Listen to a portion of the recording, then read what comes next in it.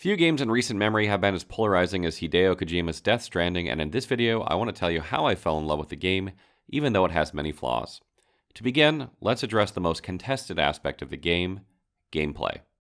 The gameplay of Death Stranding involves taking items back and forth between locations, and the way it's designed is to create a sense of difficulty and getting an object from point A to point B.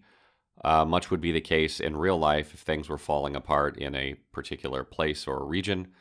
So they definitely wanted to convey this sense of challenge in order from getting to point A to point B, something you would have difficulty with in real life under these circumstances, which they do very, very successfully. Now the issue is that that sort of gameplay, although extremely realistic, is not the most enthralling gameplay you'll ever find. Going from point A to point B and from point B to point C and then back to point A, etc., over and over and over ad nauseum throughout a game isn't compelling. It doesn't grab you. It doesn't really change. And you start to see later on in the game why it was done that way. But early on in the game, you're slogging through it going like, this is it. This is really what people are raving and saying is amazing. And it's not until later in the game that it all starts making sense. Now, just because it makes sense later in the game doesn't mean that it's still a good design choice for gameplay. I mean, as much as I love Death Stranding, there are points in the game where you're like, oh my god, I have to run all the way back to that point across a mountain or over a hill or 20 minutes to run here. And you're like, I just don't feel like doing that right now. I just don't want to do that. What else can I do instead? That isn't good design, in my opinion. So there is a major flaw in the way the game designed, even if it makes sense why it was designed that way. That said, as you get further and further into the game, you start to understand that the game is designed around the struggle of the character through the game, and the reward is making that struggle easier. That's the sense of accomplishment you get through building structures, through assisting other players, making it easier for them to get through their thing as they make it easier for you. That is the rewarding gameplay that you get, and you don't really start to understand that until you get at least 12 to 15 hours into the game, maybe 10 hours into the game, and then it starts to make sense why the game is so tedious. Again, this isn't defending why it was designed that way.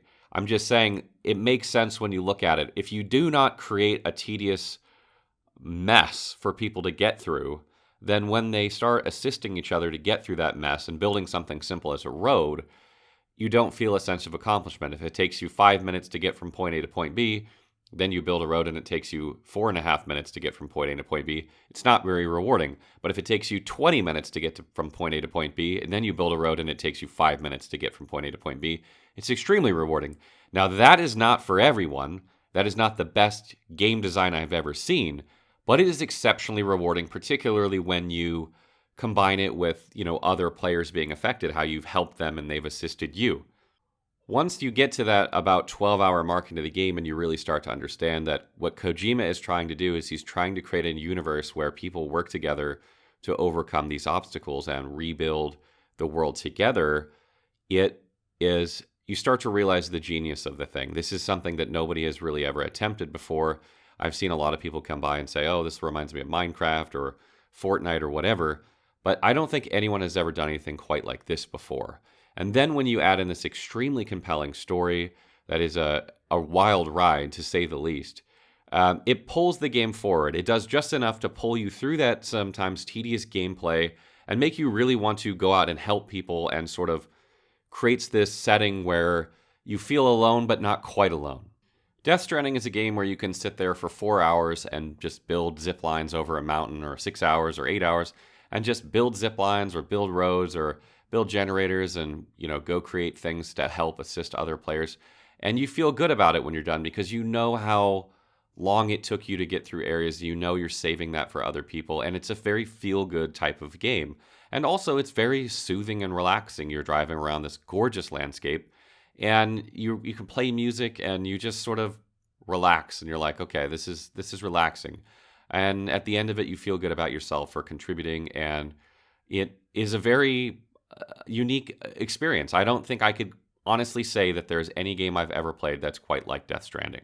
So all the while you're experiencing this wildly unique gameplay that, you're from 1 minute, you're like, oh my God, I have to make it over this mountain, to the next, you're like, wow, I have a zipline network and now it takes me 2 minutes to get over the mountain and people can use it. And then their experience is going to be even better than my experience because they didn't have to slog over this whole thing. Then you're into this really interesting story that's a total mystery. You're trying to figure out what the fuck is going on. And little by little, pieces are being revealed, and you get to the end, and it's just like your mind is fucking blown. I don't want to get into any spoilers or anything like that, but the ending of the game might actually be one of the best endings I have ever seen in a game ever. One thing I find particularly interesting is that the user score on Metacritic the other day was 6.1. Now it's gone up to 6.8. Because what happens is, as I mentioned, the game gets a little bit easier for people following it, so the tediousness is a little bit less, even though there's still that struggle to get through the game because of the way it's designed. But also, once you reach that ending, for the people who make it through the whole thing, through the ending, it's an experience.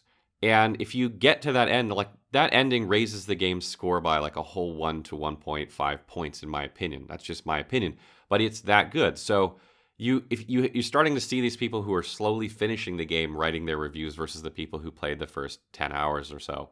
And it's raising that user score. I fully expect a user score on Metacritic over the next week or so to keep climbing up little by little and make it over that 7 point something mark. Because as you get there, your opinion shifts. It's like you have a different point of view. Because when I first started playing Death Stranding, I'm like, this is boring. And at the end of Death Stranding, I'm like, this is amazing. And that opinion changes gradually throughout the whole course of the game. I've been asked a lot through my streams and by people throughout the community, is Death Stranding worth it? Should I buy Death Stranding? Should I go pay $60 to play Death Stranding? That is a very difficult question to answer because you have to make it through the first 8 to 10 hours of the game before it really starts making sense, before it starts picking up. And I don't know if everyone can make it through that. Now, a lot of people are like, well, if you have to make it through 8 to 10 hours of a game before it gets good, that's bad game design. And I'm not disagreeing with that concept. I'm just simply stating that if you can't make it through that 8 to 10 hours, if you do not plan to play the whole game from start to finish, you shouldn't buy the game. If you go in knowing that the first 8 to 10 hours is going to be kind of meh, and you're committed to getting through it because everyone is telling you that if you get through it, it'll be better on the other side, then yes, you should buy this game.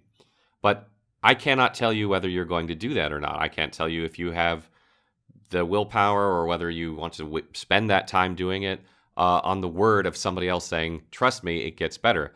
Those things I cannot answer for you. So I think the answer to this question is if you plan to play the game from start to finish, no matter what, you will really enjoy the game. The game is about 40 hours long if you only do main quests. You can spend lots of time building things and doing side quests that extends that time.